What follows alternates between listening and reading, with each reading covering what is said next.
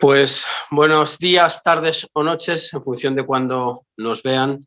Este programa que vamos a grabar, en este momento vamos a empezar a grabar, y puesto que la actualidad va a este ritmo tan trepidante en el asunto que nos ocupa hoy, se está grabando a las 7 de la tarde del 20 de mayo de 2021. Lo digo porque los acontecimientos, insisto, pues pueden desactualizar en parte lo que vamos a comentar hoy, por la inmediatez del tema que nos ocupa, aunque desde luego tiene un trasfondo que digamos que impide que se desactualice del todo. Bueno, dicho lo cual, el protagonista absoluto de esta conversación, para la cual yo voy a ser un mero medio para que él se exprese, va a ser Juan Sergio Redondo, que es el presidente de Vox en Ceuta.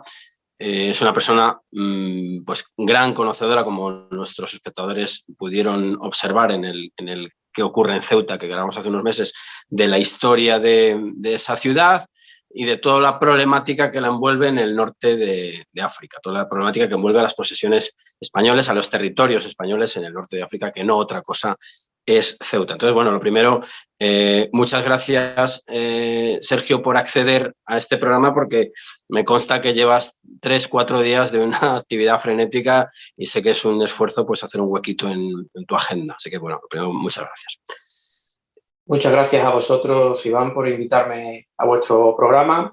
Y bueno, voy a intentar en este tiempo pues explicar un poco la situación que hemos vivido durante estos difíciles días.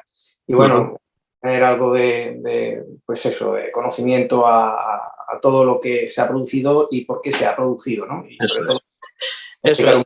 Puede ser.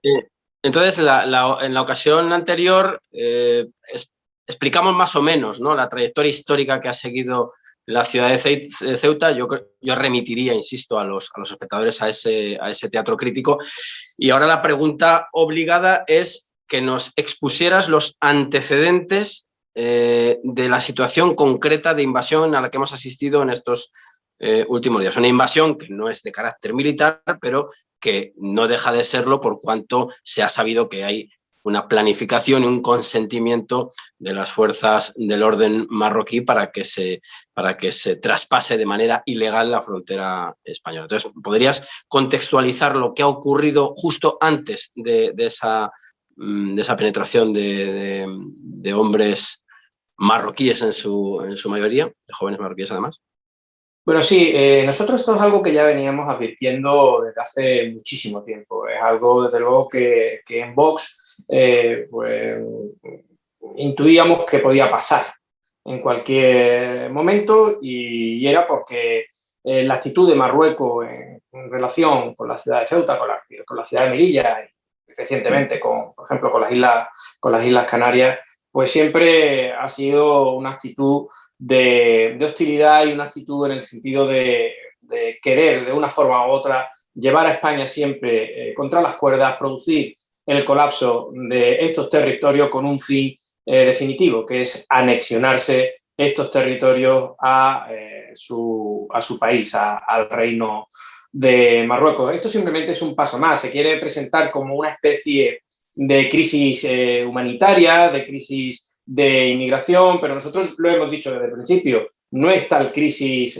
humanitaria. Sí es cierto que la imagen que se quiere dar de toda esta situación es el de una crisis por la gente, porque hay mujeres, porque siempre se manda a niños, porque siempre se hace una puesta en escena. Los marroquíes saben perfectamente cómo llegar al sentimiento de las poblaciones occidentales de España, ¿no? Y bueno, pues utilizan esa estrategia para revestir esa invasión real para conseguir un objetivo final, que es el de al final, bueno, pues, anexionarse estos territorios. En esta última jornada, en estos últimos días, bueno, pues ha habido una serie de desencadenantes, una serie de excusas que ha querido utilizar el Reino de Marruecos, como ha podido ser el que se haya acogido en el territorio nacional al líder del Frente Polisario, a la deslealtad de España en las relaciones bilaterales con Marruecos, precisamente por este o por otro hecho.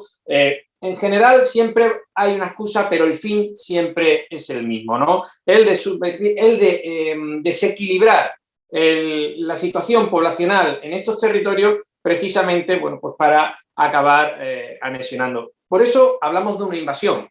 Hablamos de una invasión con un ejército civil.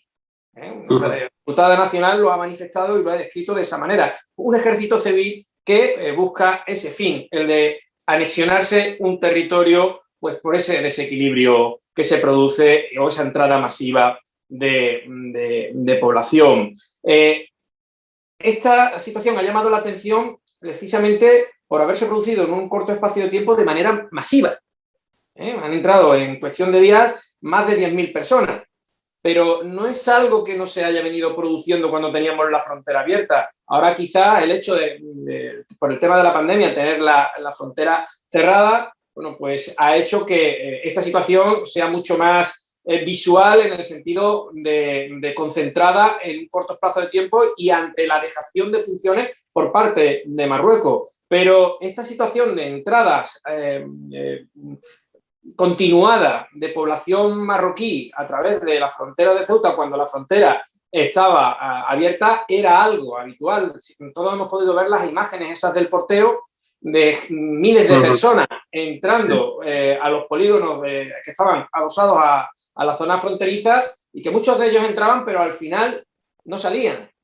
Se iban quedando, se iban asentando de manera, ya digo, continuada, más alargada en el tiempo, pero también se iba produciendo estas entradas continuadas y estos asentamientos cada vez mayores en la ciudad de Ceuta. O sea, que no es algo que viniera produciéndose o que se haya producido de una manera puntual en unos días específicos, como hemos podido ver ahora. Esto es algo que nosotros ya veníamos advirtiendo, lo que nosotros hemos llamado el proceso de marroquinización de la ciudad, y venía produciéndose desde hace muchos años. Ceuta, la imagen de Ceuta ha cambiado, por ejemplo, en los últimos 20 años muchísimo. De una ciudad con una imagen, con una fisonomía estructural propia de una ciudad andaluza, con ciertos toques, evidentemente, por su zona fronteriza y su cercanía a Marruecos, como podría ser con el mundo árabe, pero era una ciudad fundamentalmente andaluza y con un sustrato poblacional vinculado al mundo del sur de España.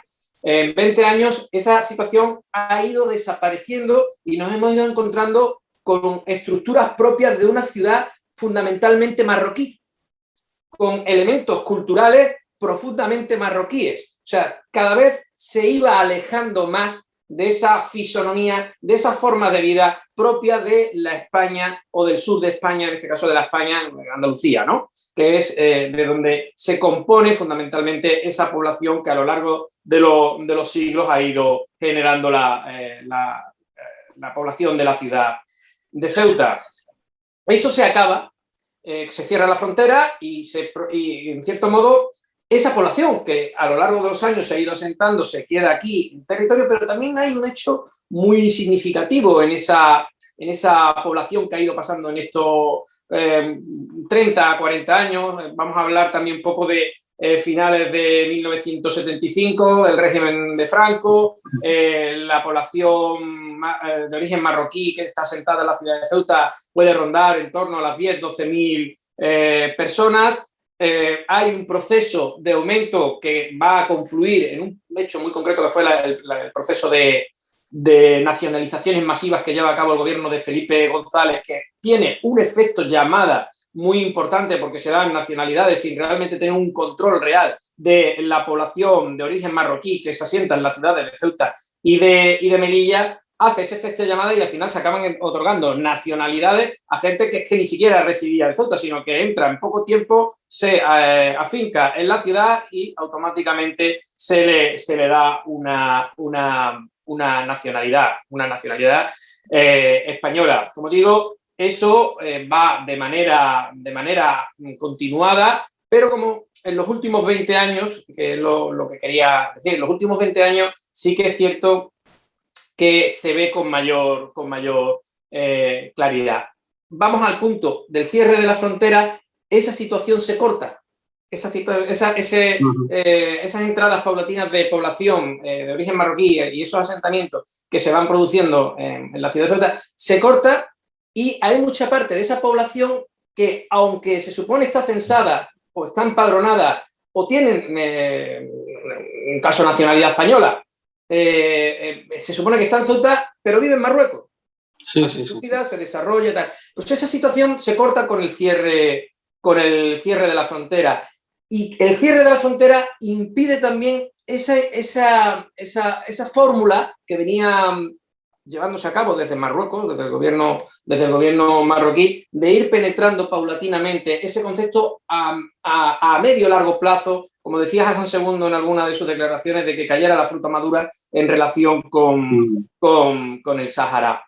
Eso se corta y hay un problema, que hay una parte de la población que ha ido creciendo para ese fin en la zona norte de Marruecos que de pronto se encuentra que no puede acceder en esa estrategia, al cortarse ese flujo, no puede acceder a la ciudad de Ceuta o a la ciudad de Melilla, que son los territorios del norte de África. Bueno, esa situación le empieza a generar un problema a Marruecos, empieza a haber disturbios, empieza a haber problemas porque la economía marroquí se resiente muchísimo cuando se corta ese vivendi que tiene esa concentración de población con el asunto del porteo.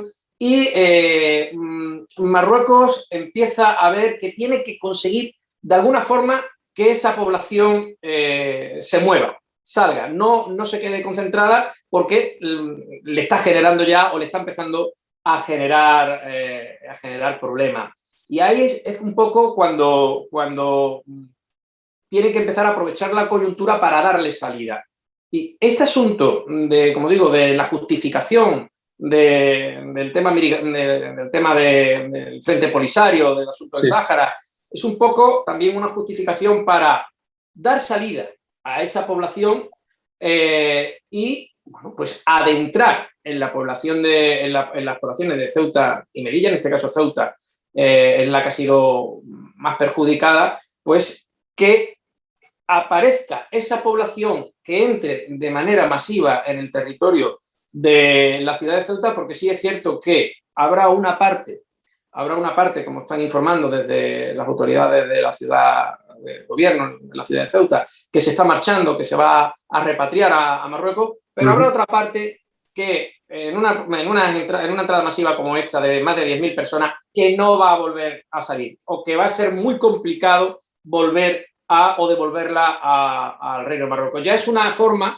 de asentar masivamente una población que, bueno, pues, que sirve a ese interés o a esa estrategia por parte del Reino de Marruecos. Por eso en Vox lo decíamos, no es algo que nos haya sorprendido porque estábamos esperando que en algún momento esa entrada masiva se produjera. Nosotros lo habíamos manifestado que nos oponíamos a que se abriera el perímetro, el paso internacional, la frontera, porque sabíamos que en el momento en el que se tomara la decisión de abrir esa frontera, esta entrada masiva se iba a producir.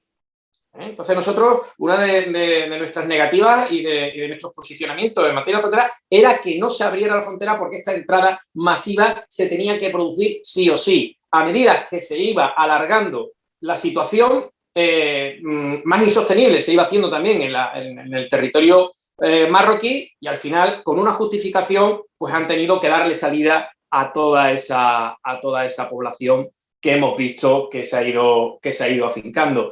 También, como digo, el fin les ha servido muy bien porque es un arma política para Marruecos en el tema migratorio. Dice, si tú no me das lo que yo quiero, como la seguridad de la frontera la has puesto en manos de Marruecos, pues yo utilizo es un problema, esta población que tengo, pues para chantajearte, para extorsionarte y mandártela como un aviso para decirte, si no me das lo que quiero, si no te pliegas a mis intereses políticos y estratégicos y también económicos, pues te mandaré todo lo que tengo aquí y no voy a controlarte la frontera. Aviso que eso es lo que vas a tener. O sea, tenemos esas dos vertientes. La primera, la intención manifiesta que Marruecos tiene por subvertir el sustrato poblacional de la ciudad de Ceuta y que ha venido haciéndolo en los últimos 20, 30, 40 años, y el hecho en sí de utilizar esa acumulación de población que ya había concentrado en el entorno de las ciudades de Ceuta y de Melilla, pues para utilizarlo con ese fin político de presionar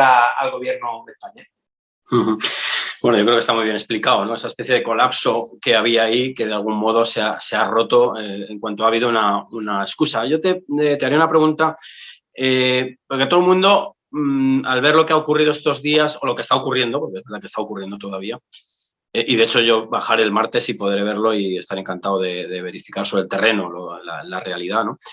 Todo el mundo ha percibido similitudes con lo ocurrido con la Marcha Verde en su momento, en un momento también de crisis de España gravísima, pues por los motivos que ya todos sabemos. Claro, ahora la crisis es de otro tipo. Ahora la crisis es pues de una nación que está pues amenazada de balcanización, pues como todos sabemos en otras regiones españolas. De hecho, el fugado Puigdemont ya ha salido a intentar echar un capote, y siento utilizar un símil taurino que a él le molestará mucho, pues a los intereses marroquíes. Pero claro, aquí lo que llama la atención es que, y eso también quisiera que lo explicaras porque hay gente que no lo conocerá, hasta qué punto España está en una posición entreguista al ceder el control de esas fronteras a un Marruecos que está en búsqueda de ese gran Marruecos que incorporaría, y ya añado más componentes al tablero, esas ambiciones que tiene sobre Canarias, o al menos sobre el subsuelo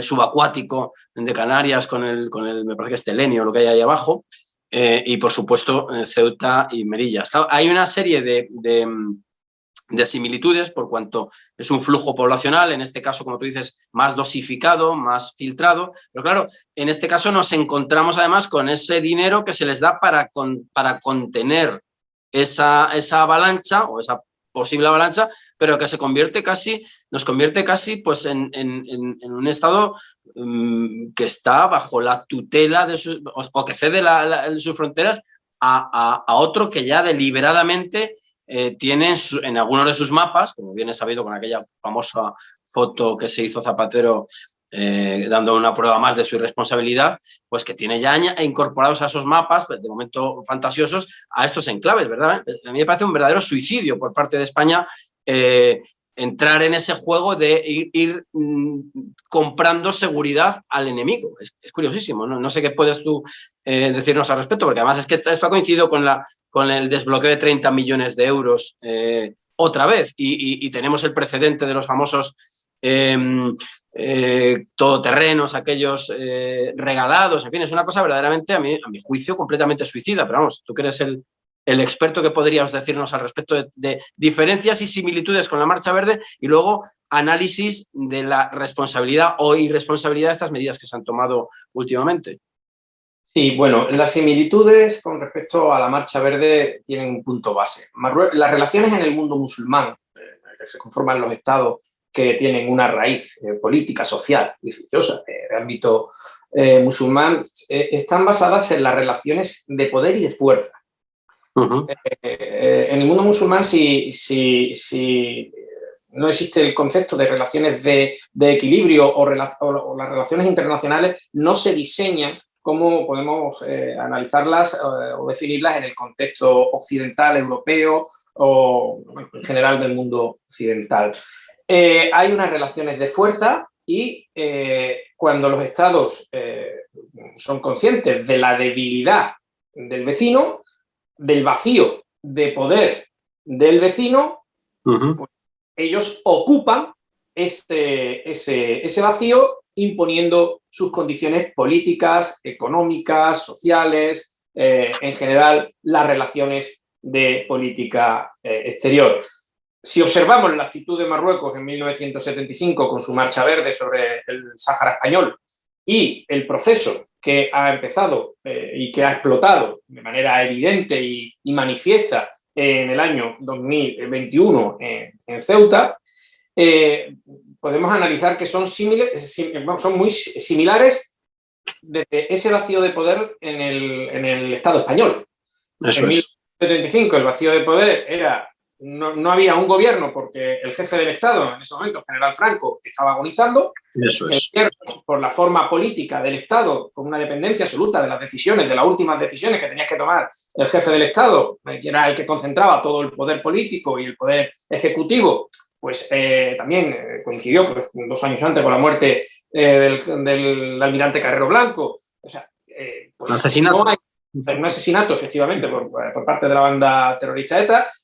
Bueno, pues en esa situación se produce un vacío claro de poder. Hassan II lo entiende y aprovecha ese vacío de poder pues para forzar las relaciones internacionales, ocupar ese vacío de poder en las relaciones bilaterales y llevar a España contra las cuerdas de la peor manera que puede hacerse con el mundo occidental en un momento, te digo, en el que España ya tenía un problema internacional bastante grave después de los fusilamientos y de las condenas que se habían producido después del proceso de Burgos. Entonces, y de las condenas en el ámbito internacional. Esa situación extrema de España, si encima le añadimos una marcha supuestamente de civiles, en los que aparece una masa ingente de personas, con mujeres, con familias, con niños, aunque sí es cierto que detrás iban los militares marroquíes, pues está claro que España no podía asumir que su ejército al final atacara a esa concentración de personas teóricamente o aparentemente civiles desarmados de cara a la comunidad internacional, porque no había otra forma de poder parar a esa masa si no era pues, con las decisiones que se tomaron en ese momento, que fueron los de minar la frontera o que el ejército interviniera por la fuerza para parar a esa masa humana que se aproximaba hacia el territorio del Sáhara. Esa fase de vacío de poder pues es prácticamente similar a la que se ha producido ahora. Tenemos un gobierno bloqueado, en crisis, con un gobierno Frankenstein de extrema izquierda, de ultraizquierda, de separatistas, de todos los elementos que no buscan ningún fin positivo para el país y, bueno, pues con un presidente como Pedro Sánchez, que, bueno, pues está en otras situaciones distintas, crisis económica, la crisis producida por la pandemia y, bueno, con una política exterior totalmente debilitada, sin aliados solventes que puedan apostar por España como un socio fiable, y Marruecos ha vuelto a entender que es ese vacío de poder lo tiene que ocupar alguien y lo ocupa el gobierno de Marruecos pues, de la misma forma que hizo en 1975, poniendo contra las cuerdas a la población, al gobierno de España, a España, mandando a su propia población de la misma manera que hizo en 1975, pues a esos territorios que ellos consideran que son suyos y que, bueno, pues que pueden llegar a considerar que es un momento adecuado para anexionarlos y volverlos al gran Marruecos, como ellos definen esa situación.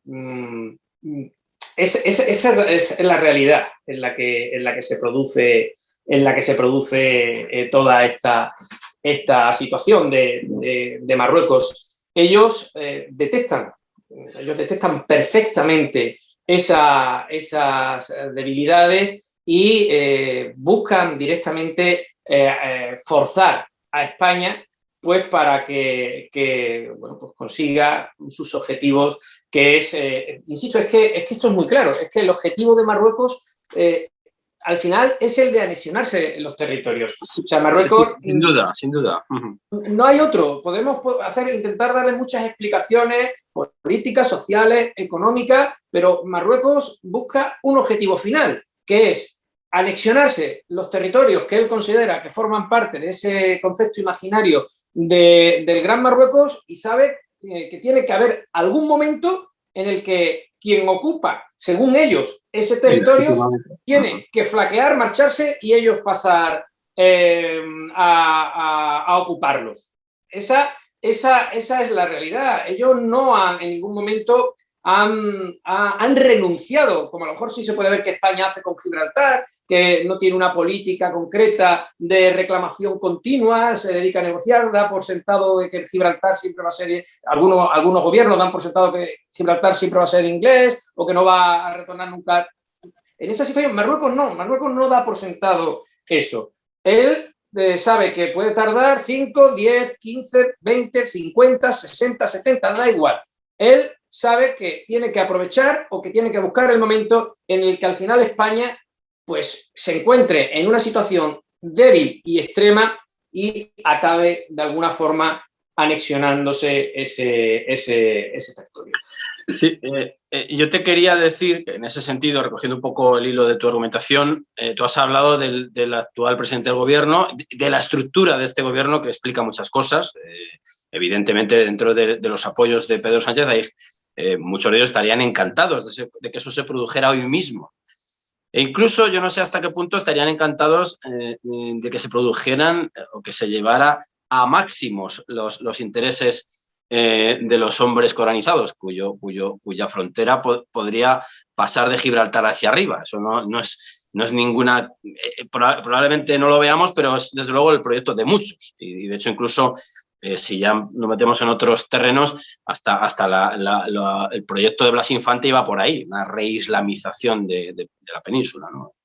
Por esa vía. Pero no, yo te quería preguntar también, precisamente ya que has hablado de Pedro Sánchez, que es el líder del Partido Socialista Obrero Español, ¿cómo es y qué relación tiene con el mundo islámico y cómo lo percibe el PSOE de Ceuta? Yo eso quiero que lo expliques bien, porque yo cuando estuve allí me quedé bastante asombrado de las explicaciones que nos diste. ¿Qué postura tiene el PSOE de Ceuta? Bueno, el Partido Socialista Obrero Español en Ceuta, ¿no? Bueno, pues como todo, en la transición pues tuvo una implantación, la ciudad de Ceuta tuvo su momento de auge y tuvo presencia importante política en los años 80 en la ciudad, incluso hubo algunos alcaldes que eran del Partido Socialista, diputado nacional, senadores que fueron electos por el Partido Socialista, pero a partir de los años 90 la política en la ciudad va girando cada vez más a un concepto conservador, mucho más patriota. El proceso de sentimiento de abandono que hay en la ciudad por parte del Estado, ¿no? Hace que ese sentimiento patriótico se haga mucho mayor presente en esa reclamación continua y permanente que hemos tenido que hacer los ceutíes de nuestra españolidad y que hemos visto mucho mejor identificado en opciones políticas de carácter conservador o de derecha que lo que hemos visto que han podido hacerse en formaciones políticas como por ejemplo el Partido Socialista. ¿Eso qué le ha ido produciendo al Partido Socialista? Que cada vez haya ido perdiendo más fuerza política en la ciudad y a finales de los 90 podíamos considerar que el Partido Socialista, la ciudad de Ceuta, era un partido residual que de haber tenido la posibilidad de poder formar gobierno, tener diputados nacionales, a encontrarse en su peor momento solo con 2 diputados o 2 concejales en el Ayuntamiento de Ceuta o 2 diputados después en lo que sería la Asamblea de la Ciudad Autónoma. ¿Qué es lo que le hace al Partido Socialista? Buscar otro caladero de votos muy distinto al que había tenido en las décadas anteriores.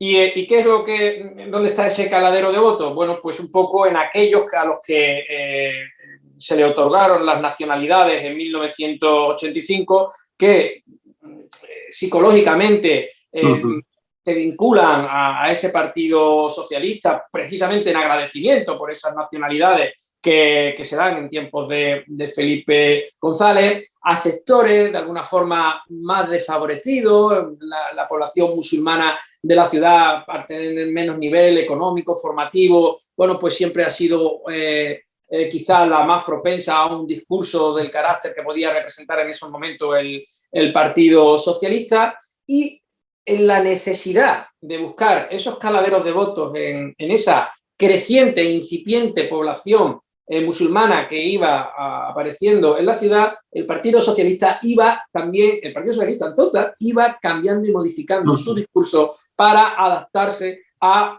esa evolución de la población musulmana de Ceuta. ¿Qué es lo que pasa? Pues que al final, en la fecha actual, la fecha reciente, en los últimos años, en los últimos procesos electorales, encontrábamos a un Partido Socialista que prácticamente tenía un discurso profundamente dirigido hacia la comunidad musulmana y obviando en grandes aspectos otras formas de entender la política, como a lo mejor podría ser el Partido Socialista en Andalucía o en Madrid o a nivel nacional. Aquí tenemos un Partido Socialista profundamente vinculado a la concepción del mundo musulmán, porque necesita de ese discurso para conseguir los votos de una parte importante de la población musulmana que vive en la ciudad, que tiene derecho al voto por tener la nacionalidad española, y que además entra en competencia con partidos musulmanes, propiamente musulmanes, que están presentes en la ciudad, que compiten por el mismo cadadero de votos en ese sector, en esa parte de la población de la ciudad, y que, bueno, pues que la lucha que existe entre ellos es, se puede decir, una competición para ver quién es el más musulmán de todos, o quién representa mejor ese concepto de la idea musulmana de la política, llegando al punto en el que muchas veces en esa competencia se convierten prácticamente en partidos islamistas, y el Partido Socialista entra en ese juego. Ese juego de ver cómo el Partido Socialista Obrero Español al final es un partido de corte musulmán más en la ciudad de Ceuta. Sí, yo el otro día escribí un articulito para la Gaceta rescatando las tesis de Máximo Cajal, el diplomático que luego estuvo vinculado a la Alianza de Civilizaciones. Yo creo que, además, por el año en el que se publicó, 2003, entronca mucho o encaja muy bien con este desarrollo que te estás haciendo, esta especie de punto de inflexión que hay de las últimas 2 décadas, en las cuales, pues por esa especie de humanitarismo, o no sé cómo llamarle, síndrome del pacifismo fundamentalista, que le hemos llamado nosotros en la Escuela de Oviedo, pues explicaría esta especie de aperturismo, sin obviar el oportunismo clásico del PSOE, pues a otro tipo de sociedades bajo una especie de pacifismo y un irenismo que desdibujaría todas las diferencias entre las sociedades, pero realmente no hay tanta compatibilidad entre los modos de ser del hombre coranizado y del hombre pues acuñado bajo las estructuras del cristianismo. La prueba evidente, yo creo que, por ejemplo, en Ceuta, corrígeme si me equivoco, son núcleos como el del barrio del Príncipe, pues que ya son un foco, aparte de delincuencia, pues que políticamente pueden ser muy operativos para las ambiciones expansionistas de Marruecos. ¿Qué puedes tú decir al respecto? Bueno, no solo el barrio del Príncipe. O sea, bueno, ya pues era el más famoso, digo. Es el más famoso, pero y en el que mayor concentración pues, de población musulmana hay, pero esto, como digo, en los últimos 20 años se ha ido extendiendo por toda la ciudad. O sea, no ya, quizás en los años 80, 90 podíamos concentrar puntos muy específicos de población musulmana en la ciudad, pero a la fecha, en el año 2021, este proceso está muy extendido por toda la ciudad. Hay que entender también, la población musulmana de Ceuta no es homogénea. Hay que matizar, ¿no? Diferentes sectores, gente que está en profunda, que llevan muchos años en la ciudad de Ceuta, muchísimos, generaciones, y asumen parte importante de la identidad cultural de la ciudad española. Bueno, podemos entenderlo europea, occidental, ¿no?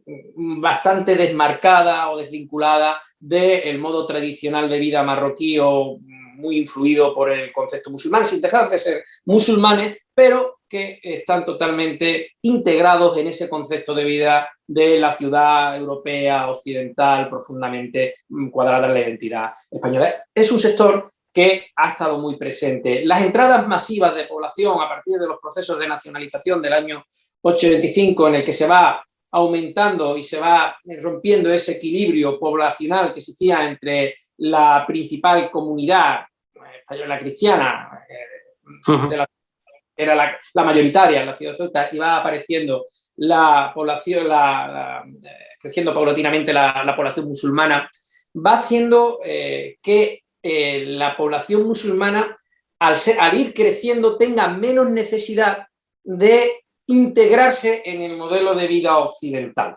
Claro, claro. Ya no tiene necesidad, porque ellos se ven que su cultura ya empieza a ser mayoritaria y que la propia política de la ciudad va adaptándose a sus modos de vida de formas marroquíes o profundamente musulmanas. Eso pone en riesgo a esa parte de la población musulmana que sí está integrada, porque empieza a ser mal vista por esa población creciente que ya no tiene necesidad de integrarse. O sea, diríamos que esos integristas de algún modo embolsarían a los musulmanes ya integrados y casi les contagiarían un poco. Sería eso quizá, ¿no? Sí, se puede decir que llega un momento en el que la población musulmana crece de tal manera que ya no necesita integrarse en los modelos de vida o en las formas de vida propias de la identidad o de la cultura occidental, porque no tiene esa necesidad. y, en cierto modo, empieza a absorber a esa parte de la población musulmana que sí se había integrado en esos procesos iniciales en los que era minoritaria. Sí, sí. Como a modo de ejemplo, yo he conocido chicas jóvenes que, bueno, pues de familias muy integradas en ese concepto o en ese modelo de cultura occidental, y al final tener que marcharse de Ceuta porque ya en sus barrios de origen, donde habían nacido, donde se habían criado, en su infancia, pues ya le imponían el pañuelo.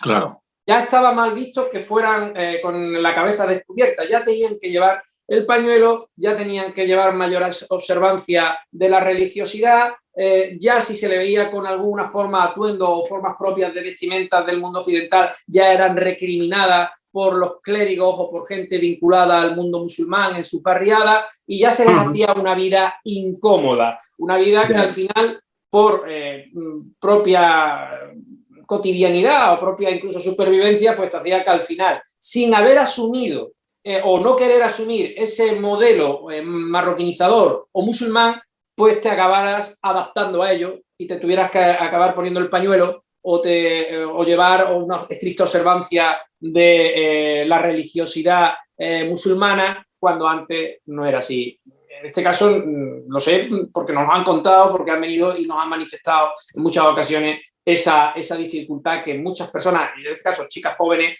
¿no? tenían, ¿no? Incluso a la hora de casarse, ¿no? Que ya se les obligaba una vez que se casaban a tener que ponerse el pañuelo o tener que observar ese modelo específico de vida del ámbito musulmán. Eso no pasaba antes. Yo soy de Ceuta, nacido en Ceuta, tengo 44 años y he vivido esos dos modelos. Cuando era una población minoritaria y he ido viendo el crecimiento, mi imagen en mi adolescencia o en mi primera juventud de la población musulmana era pues una población que perfectamente compartía con nosotros modos de vida, tenía sus tradiciones, sí es cierto, pero buscaba o anhelaba integrarse de manera decidida en el modelo occidental. A partir de la década de los 90 se produce el efecto contrario. Hay un progresivo interés por una parte de la población por adoptar los modelos de vida propios de Marruecos o del mundo musulmán. ¿Y por qué se produce eso? Pues precisamente por ese aumento de la presión que el aumento poblacional tiene sobre esas comunidades previas que no observaban de manera estricta ese modelo de vida de origen musulmán o cultural marroquí. Un asunto que no podemos obviar, el papel de Estados Unidos en esta crisis. Es decir, no podemos olvidarnos que en la salida de la Casa Blanca de Donald Trump ya aparece esta especie de autorización sobre el Sáhara, una política que yo entiendo que no es, evidentemente, un capricho del Rubio, sino que es algo que se ha mantenido, por lo tanto es una política de Estado, me parece a mí, una política imperial. ¿Qué papel crees tú que ha jugado en esta invasión civil que estamos percibiendo en estos momentos? ¿Qué papel ha jugado esa decisión? Esa decisión que tiene en el fondo, además, a Israel, lógicamente, al reconocimiento del Estado de Israel por parte de Marruecos. ¿Cómo analizarías tú esa especie de movimiento de fichas del tablero geopolítico? Yo realmente soy muy crítico con el escenario de alianzas de España con Estados Unidos. El mundo anglosajón, el Reino Unido y por extensión los Estados Unidos de Norteamérica, yo siempre he dicho que Estados Unidos no tiene amigos, tiene intereses. Claro. Y en función de defender los intereses geoestratégicos y políticos que tiene ese mundo anglosajón, Reino Unido o Inglaterra, lo que busca son socios fiables que le garanticen sus estrategias y su geoestrategia. Marruecos ha demostrado que es un socio fiable para Marruecos. Para Estados Unidos. O sea, Marruecos ha demostrado que es un socio fiable para Estados Unidos. España ha demostrado que no es un socio fiable para Estados Unidos, por lo menos desde la percepción de la política norteamericana. Y aquí muchas veces algunos sectores se rasgan las vestiduras, es que Estados Unidos es nuestro socio de la OTAN, no nos apoya lo suficiente, o algunas declaraciones que se han hecho recientemente en plena crisis de la invasión que se ha producido por parte de Marruecos. Ha aparecido el secretario de Estado norteamericano y bueno, pues ha hecho o ha manifestado algún apoyo político velado a Marruecos o con el inicio de algunas maniobras con Marruecos en un momento de la crisis que se estaba produciendo en Canarias o con respecto al Sáhara. Bueno, Estados Unidos lo que busca, como digo, no es un socio que pueda cambiar de formas de hacer política o de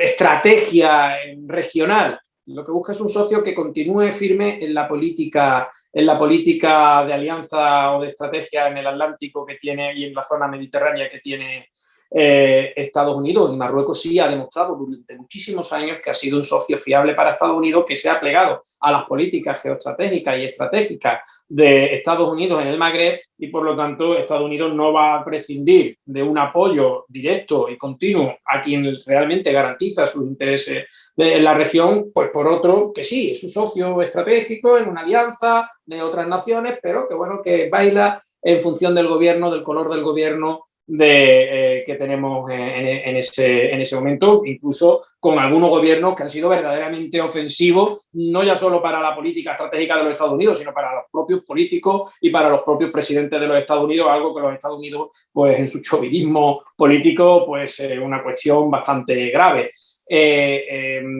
Estados Unidos lo que busca es, sobre todo lo que le interesa es la estabilidad en la región, con una presencia tradicional de Argelia mucho más vinculada a los intereses del este, a los intereses en primer lugar de la Unión Soviética, del socialismo árabe, etcétera, y bueno, el Sáhara Occidental o el Frente Polisario, un proceso flagrante de incapacidad de España para hacer un proceso de descolonizador, y el único interlocutor que existe de cara a una posible independencia del Sáhara es un Frente Polisario que está profundamente vinculado, orquestado, diseñado y dirigido desde Argelia. En ese sentido, Estados Unidos juega el papel en la región, le interesa el modelo de estabilidad que le da Marruecos como territorio en el Magreb, como control de ese terrorismo internacional y, por supuesto, evitando que un socio estratégico de Argelia pudiera tener una salida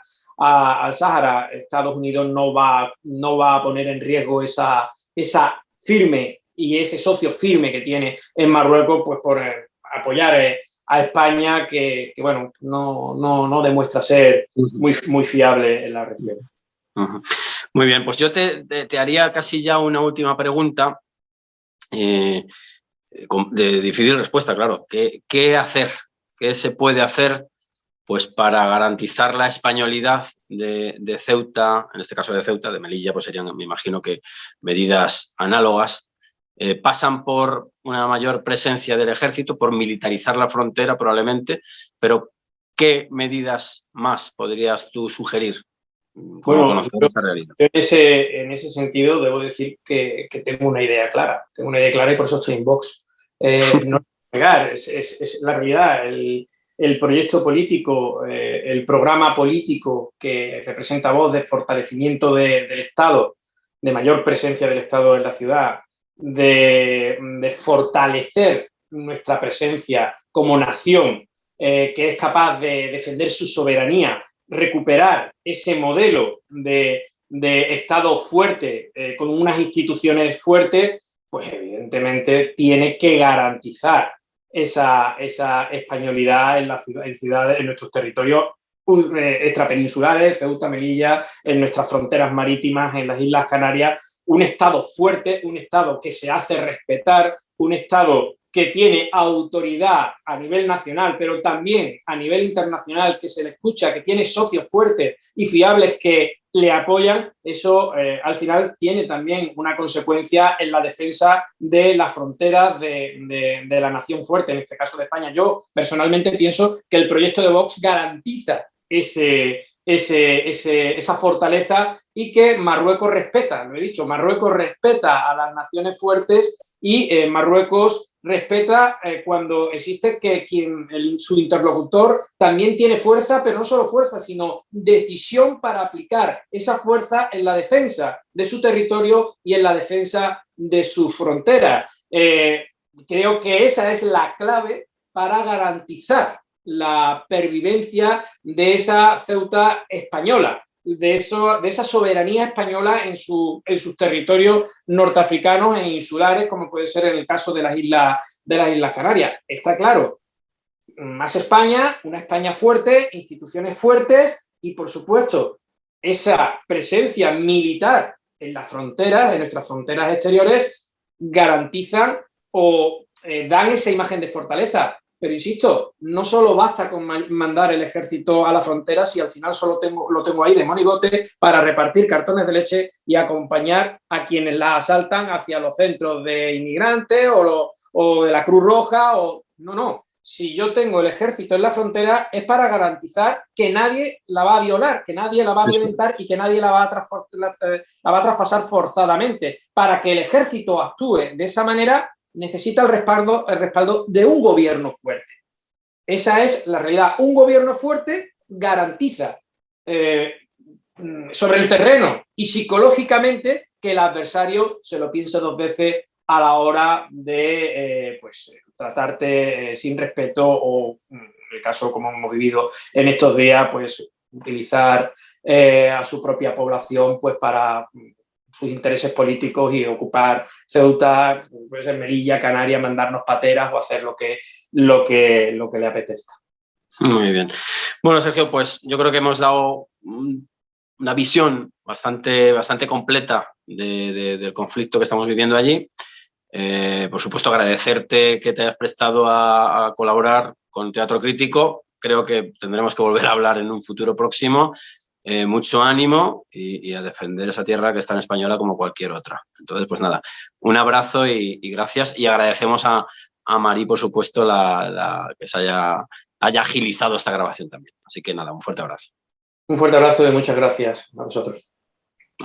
Chao. Buenas tardes. Vale, espera un momento que coloque esto. Uy, que se me cae el invento. Espera, mejor así, ¿no? Cuando me digas. Gracias a ti. Gracias. Nos vemos el martes, por allí. Venga, fenómeno. Venga, un abrazo. Chao, hasta luego.